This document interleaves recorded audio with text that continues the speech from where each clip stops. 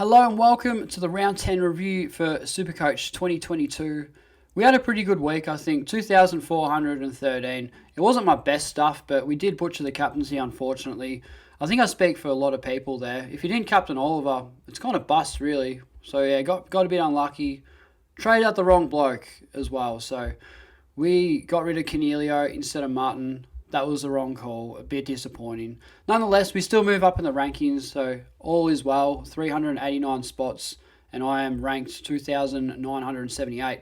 I've overtaken DR again. It's actually really close between us at the moment, but I'm a bit nervous. I think the great man will come home very strong, and he's going to be hard to beat because we know what he does over the buys and whatnot. So, a bit nervous sitting at 2%. I just want to be in the top 1%. I don't know, people probably don't know this, but I've never been in the top 1% ever in all, playing Supercoach. So it's just something I'm really looking forward to as an achievement. I don't really care about my rank. I just want to be top 1%, and that'd be unreal. But, I've looked at the team. So, obviously the trades and the captaincy let me down yet again, but the pods got me over the line. So, Jack Sinclair, unreal. 138 he went, and he's in 14% of teams. John Dawson was brilliant on debut. 130. I think he's only in 7% of teams, something like that. So the pod's just really solid. And speaking of solid, look at this back line. Unreal. It couldn't have gone any better. So Sicily, D1, comfortably going up in price. Oh, man. He just continues to impress every single week. So, I'm so happy with this selection. And I felt a bit dicey paying up for him, but it's actually worked out. I paid $550, and he's done nothing wrong. He's been so solid. Georgie Hewitt, he's going to score nearly 120 every single week. So he did drop off a bit towards the end, but so did Carlton. Something they need to get better at is sort of maintain their lead. They blow teams away and they just play hard as at the start, and then they get a bit of a scare, but they still get over the line, so they're playing great footy. And so, Hewitt's playing great footy as well. And Jack Crisp, this was surprising. It was absolutely wet as over there in WA. It was a tough game on the graveyard shift. That was Sunday night. So for him to go 107 is unreal. We couldn't ask for anything more from Crispy. Dawson on debut, just discussed him. Absolutely superb. So it wasn't a good week for me early. I was really struggling until this game. Adelaide and St Kilda, these two just went bang, unreal. So happy with Dawson and Sinclair. Pods are doing a really good job, and I'm happy with this back six. I don't have Stewart, but that's okay because, depending on form, can always luxury trade him in later on. Jaden Short, it's just sort of, I don't really care. I mean, 1 week he's on, 1 week he's off. He's pretty consistent. It's just whatever. Pretty solid score against my boys who, yet again, coughed it up. So, that was an obvious ton for Jaden Short. Could have banked that in on Thursday night and gone, I guarantee you'll go 100 plus. So, very predictable and very good. So, bench is really good too. So, to Connie, what a rookie he's turned out to be. Very impressed of how he's played. It's a shame I haven't been able to field him. We've had McCartney instead. So, very versatile. I think I'm going to trade him next week. But the person I'll be trading this week will be Nathan O'Driscoll. Just a bit dead wood on the bench. I don't have to use him. I've got a bit of cash there. So, he will go this week. So, I need the cash to do some upgrades. No doubt about that. Midfield, Clayton Oliver. Shout out to Xavier Welsh, bloke from footy. We call him Dogger. And, he's a bit of a dogger at the moment. He just went bang with the C on Oliver, 178. So, he did tell me to do it on Saturday at footy. He went, Spills, you got to captain Oliver. I went, I don't know, mate. I'm indecisive. I wasn't happy with Cripper's 78 on the Friday night. I said, look, I'm just going to go McRae against Gold Coast. Has a solid run against them. Always competitive, and I butchered that. So he did really well to captain Oliver, and shout out to anybody else who did that, because you'd be absolutely laughing. 178 against North Melbourne, 45 disposals, 22 or 3 contested. Wow, unbelievable game from Oliver. Won't see anything like it. Usually dominates against Adelaide. I don't know when he plays them, but that's something to keep an eye out on. Has gone back-to-back 200. So, the ceiling's there, and he has these real stint games where he just goes absolutely off his face. So, we love Oliver, and he's comfortably M1 at the moment. So, rightly deserved by him. Neil's dropped off a lot. Getting tagged a fair bit. I think Nash went to him, which was quite predictable. I don't know if it was Nash or not. Didn't get a whole lot of that game, unfortunately. But Nash has been doing a little bit of tagging throughout the season and doing a good job too. So yeah, Neil got tagged. He gave me a real fright because I didn't want him to score that well because I had the C on McRae. I thought a lot would have Neil as a captaincy, and that would really hurt if he went nuts. He was on 75 at half time, so thank goodness he dropped off. It doesn't matter what he scores to me because he's in such high ownership, but yeah, the blokes that captained him, I was a bit worried about, and I don't know how, but he's done it. He's scored less than McRae. It's just so crazy. I mean, look at the form of this midfield. Rory Laird on debut was good without being great. I said that same phrase last week, but yeah, it's a pretty decent one. I'm gonna roll with that at the moment. But Laird, yeah, I don't mind it. He backed it up. He looked a bit sluggish early, and then he made it look good. He finished very strong, so that's fine. McRae, I don't.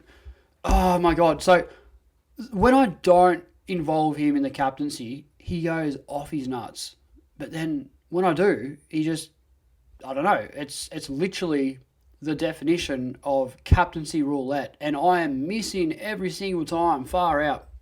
Put a revolver to my face, and I'll be dead straight away. I mean, I'm so unlucky with this shit. It's just how many times can I cop a low 100s captaincy? I mean, you have to go back to like before McRae against Essendon when he went like 90 or something like that.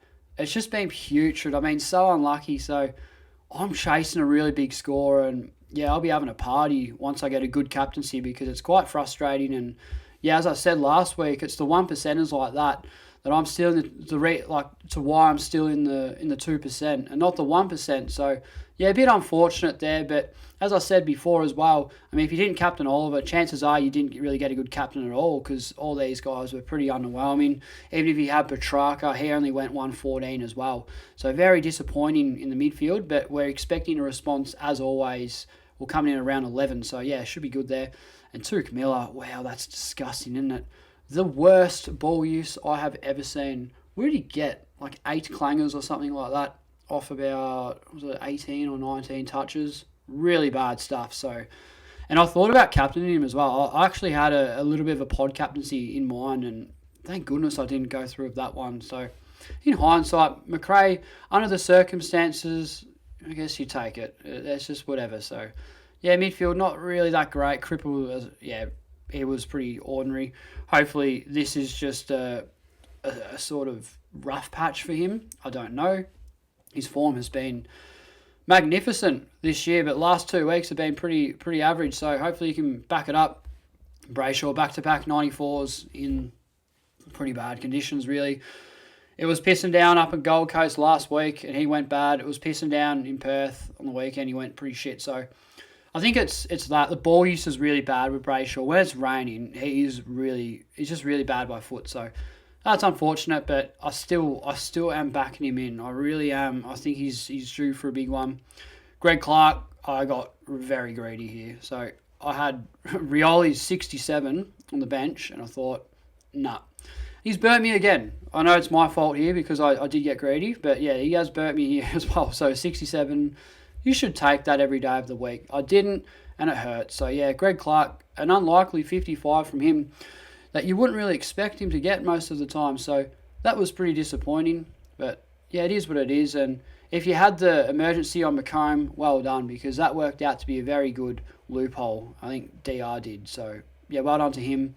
And don't really need long anymore for a loophole. I don't know if I can use him this week. Not sure. Rux, Wits, spectacular, really good. I mean, R1, he's just dominated, really. He's been such a good pick. Such a good pick. I wasn't expecting anything like this, and he has delivered. I don't think he's had one bad game. I think he had a 70-odd early. But ever since, it's just been bang, bang, bang. I mean, 130s, 140s. I mean, in the teens as well, like 115. So yeah, really, really solid from Big Jared Witts. I'm impressed with how he's tracking, and yeah, he'll be a really nice keeper for us. And Bruce was a laid out, really unfortunate, but we got Hayes. It's not too bad because, well, a lot of people own him, and so you're not going to get hurt too much. I mean, yeah, you go down, but yeah, so does the rest of the competition. So I'm not too worried about this. Hopefully he is well and fit to go for round 11. I'm not sure yet. I haven't really been keeping tabs on this one. I had a busy weekend, didn't catch a lot of footy, but it is unfortunate. It's more the cash gen because I really need him to make money because Gawn's going to have another price drop of like 30k most likely. So I really need to convert Bruce into Gawn. That is like an ideal thing to do. I'll probably do that next week. Not this week, but we'll wait on that. Not sure, but yeah, probably before Bruce's buy, I would imagine. So a bit disappointing. We need the money, but it's okay. It's out of our control, and there's nothing that we can do about that at all. Forward line bounced back from a dismal week last week. Oh, it was shit. Far out. They were terrible last week. So all of them were due for big scores. Dunkley, very solid. Will Brodie, happy days. He is as much as a keeper as you could ask for. I say this all the time, but yeah, one of my best starting picks, I reckon. He's got a lot to do with why we're in the top 2%. He's just been a star. Heaney just solid. He's all right. He could have gone a bit bigger, I reckon, but yeah, it happens. Highly owned player, so he's not going to hurt a lot of people. Zach Butters has responded after I had him on the chopping block, really. About 3 weeks ago, I actually thought he was done for. He was finished. He's out. We're going to give him the arse, and he's backed it up. He's been really solid. So hopefully he can continue this form and just keep playing midfield. We need him in there. We honestly do. I think Port Adelaide's midfield is a little bit thin, so they need him in the guts, and we need the time on ground to increase a bit. I think it has, so yeah, happy with Butters, but I'm not happy with Nick Martin, so wrong call. I had the money. I've got 119k in the bank, so there's no reason I couldn't have kept Cornelio and then trade Martin, but it was just the wrong thing. It was so obvious. They played West Coast. What an easy opponent that is for Stephen Cornelio. New coach. We know Cogs and Leon didn't really get on that well. It was so obvious. It's just sitting there right in front of me. Like all the reasons we should be holding Cornelio. Yeah, people told me not to get rid of him. It's one of those I told you so moments. So yeah, I'm willing to put my hand up and admit that was the wrong call, undoubtedly. And Martin lost a little bit of coin. Not much, but enough. Nonetheless, he has been one of the most spectacular Supercoach rookies that we've ever seen. 102k he was, remember, at the start of the year. And now he was nearly 400k. So nearly made 300k for a rookie. That is unreal. So yeah, he's done his job. Very impressed with him. But he will be on the chopping block officially this week. Paddy Mccartney as well, really nice. We'll keep him as long as we can, really. Probably up until his bye. And Roses, I don't really care. Hamilton didn't play. It's just whatever. The team's not too bad. I do have my regrets, though. Brayshaw over Petrarca. Oh, I had Petrarca. I rated him so highly. I thought, yeah, he's the one that I'm going to go with. Has an easy run. And I let Twitter talk me out of it. People said, nah, Spills, pick Brayshaw. He's got a higher ceiling. I listened, and I do that. It's all good. Hopefully he can be a solid pick nonetheless. But yeah, all I care about now is just getting a good captaincy. If I can get a captaincy over 140 or even over 130, I'd be happy with that. I reckon there's a fair chance I'll just boost up in the rankings because, as I said, like in the previous video, I'm so happy with this team. I mean, yeah, a couple of blokes that I don't have, like obviously, but yeah, nonetheless, I'm very satisfied with how it's looking and it's progressing quite nicely. But yeah, we're always losing rookie roulette and we're always butchering the captaincy. So yeah, it's the 1%ers that let us down. So all right, anyway, we'll move on to our trades for this week. So to me, this one's really obvious. So Parker and Cleary coming in for Martin and O'Driscoll. We love a bit of DPP. It's beautiful. It makes the team look so much better. Another thing I could also keep in mind is, I have to get Rioli in the forward line and maybe get Bailey Smith or Bonapali. And then next week, it's pretty much guaranteed now that they get forward DPP. So should I do that or should I just pick up Luke Parker, someone that it's such an obvious pick? I mean, he's got a break even of I think 105, so really mediocre, shouldn't go up or down much. He's got a high ceiling. I think he's 19% ownership by the competition. just a really solid forward pick that I don't have. I'm super thin down there, so I think I need a forward this week. So should I just lock in Luke Parker now, or should I do my last midfielder in Bonapale or Smith, and then move them down forward next week? I'm not sure. I just don't want to have to field Rioli because there's a high chance that I'm going to have to do that, I'm pretty sure, for 1 week, and I hate that idea, so not too keen on that, but this will be the trade, and I still have 136k, so that is going to help me with my next upgrade next week. So yeah, keeping money in the bank, it goes such a long way towards your upgrades. You can get the best player every single week, and it's just sort of worked out that way. Does Cleary play this week? Surely. I hope he does. Even if he doesn't, I don't really care. I'll probably just leave him there.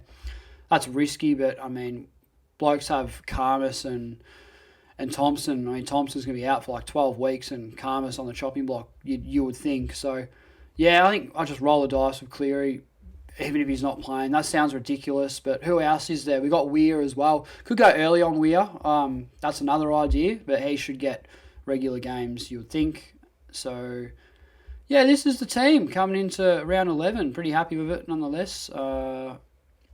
Chuck to see on Oliver. Looks pretty. Makes the projected score look a bit nicer.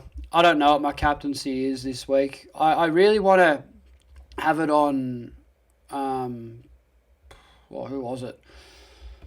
McRae against West Coast. I wanted to VC him, but then like Ned Long plays at the exact same time, so I can't do that. I've got to do a very early VC. I'm just indecisive. I'm not sure.